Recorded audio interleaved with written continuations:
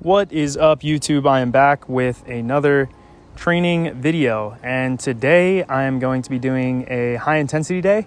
I actually dunked yesterday, honestly, when I wasn't supposed to, but I was feeling really good, and my session was so short last Saturday that I figured I would go and get a quick session in.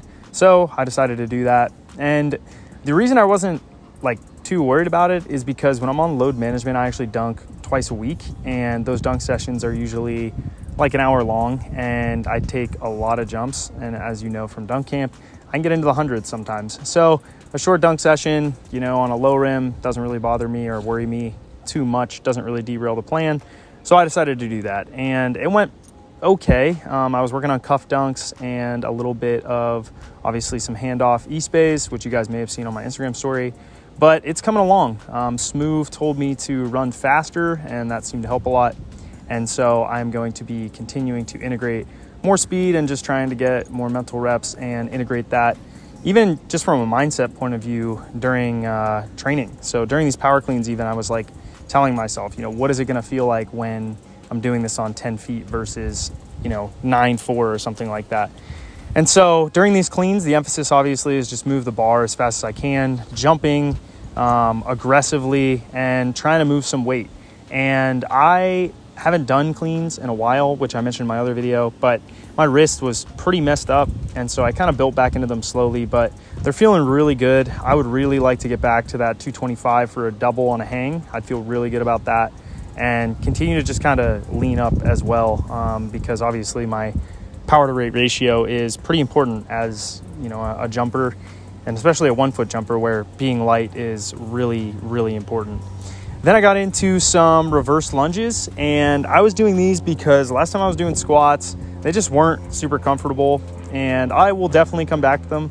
But I wanted to do some reverse lunges with the safety bar, especially because I saw this one the other day and I really like this safety bar specifically.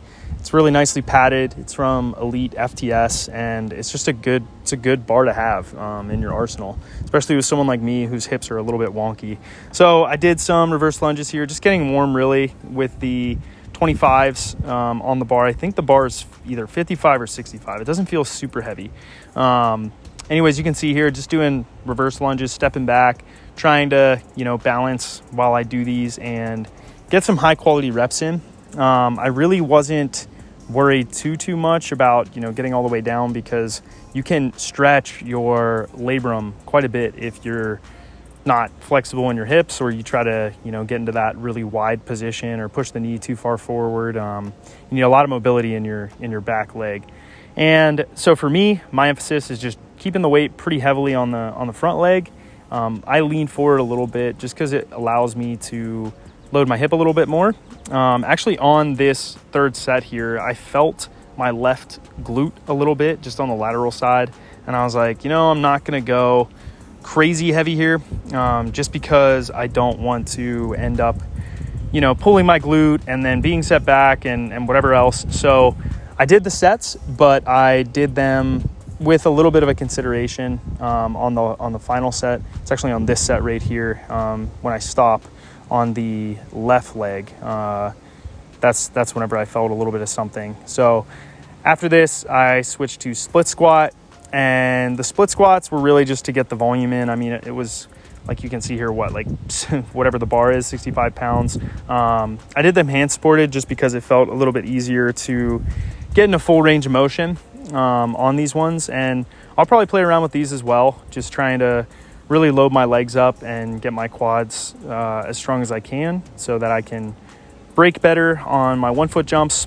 And on that note, something else I learned today, because I was doing some hand speed drills during the session, was that leaning back on my E-space when I do them, especially with a double arm block, really seems to help a lot. And so I was doing the hand, throwing the ball up and then doing a double arm swing and then trying to grab it, do the transfer really quickly. And I noticed that when I lean back, it makes it easier to get through my leg, and it also feels a lot more realistic. It feels like what an actual good jump would feel like. After I did my split squats, I got into Rdls, and I worked up to, I think it was 245 for a set of 8. And that's just to get my hamstring and hips stronger. I'm pretty good at RDL, but I kind of compare it to deadlift. It's basically a deadlift just without bending the knee. And so I'm trying to get my RDL up because I have a hard time pulling from the floor, but I can pretty much do, weirdly, whatever isolated variation there is. So, when it's RDL, you're basically isolating the hip. And if I was doing like, something like I'm doing here on the belt squat, I can isolate my quad. So I really want to get those up this year. On this, I have the Pit Shark here at Grissetti Performance. Again, if you guys are looking for a place in Western PA, I really like Grissetti's. It has everything I need, and including that, it has this belt squat.